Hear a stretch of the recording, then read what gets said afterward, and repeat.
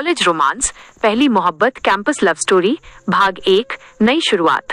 साल 2018 की बात है। दिल्ली यूनिवर्सिटी का नया सत्र शुरू हुआ था। चारों तरफ हलचल, नए चेहरे, नई उम्मीदें और सपनों से भरी आंखें।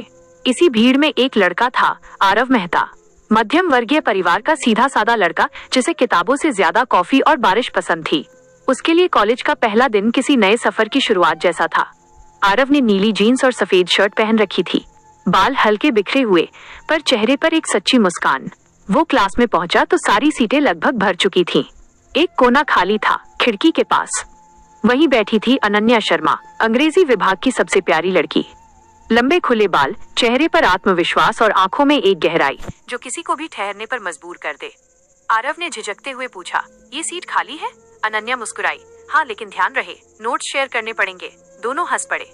उस पल आरव को एहसास नहीं था कि ये मुस्कान उसकी जिंदगी की सबसे खूबसूरत याद बन जाएगी। भाग 2, दोस्ती की शुरुआत। दिन बीतते गए। क्लास, लाइब्रेरी, कैंटीन, हर जगह अब अनन्या और आरव साथ दिखने लगे।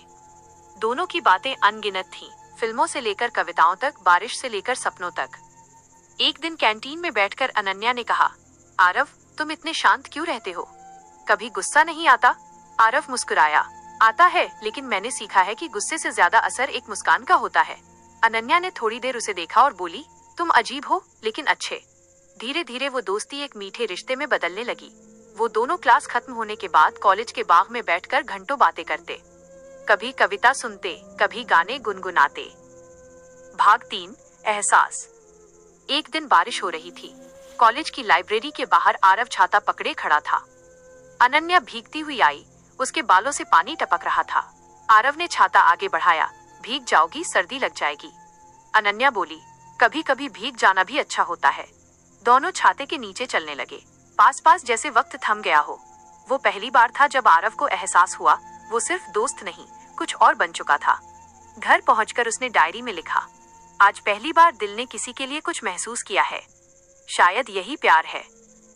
भाग 4, इजहार। कुछ हफ्तों बाद कॉलेज में वार्षिक उत्सव था। आरव ने अनन्या के लिए एक कविता लिखी थी। तेरी मुस्कान में है वो बात जो किसी सुबह की धूप में नहीं, तेरी आंखों में है वो खामोशी जो किसी सागर की गहराई में नहीं। स्टेज पर आरव ने ये कविता सुनाई।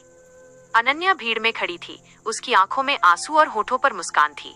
कार्यक्रम के बाद वो दौड़ती हुई आरव के पास आई और बोली, तुम्हें पता है, ये कविता मेरी है। आरव ने कहा, हाँ, तुम्हारे लिए ही तो लिखी थी। वो पल दोनों के लिए सबसे खूबसूरत था। पहली बार उन्होंने एक दूसरे को गले लगाया। पहली मोहब्बत का जादू कॉलेज की हवाओं में घुल गया था। भाग 5, जुदाई और इंतजार। पर जिंदगी हर बार आसान नहीं होती। अनन्या के पिता का ट्रांसफर मुंबई हो गया। उसे पढ़ाई छोड़कर जाना पड़ा। आरव के लिए वो दिन सबसे मुश्किल था। रेलवे स्टेशन पर दोनों खड़े थे, चुप, बस आंखों में कहानियां।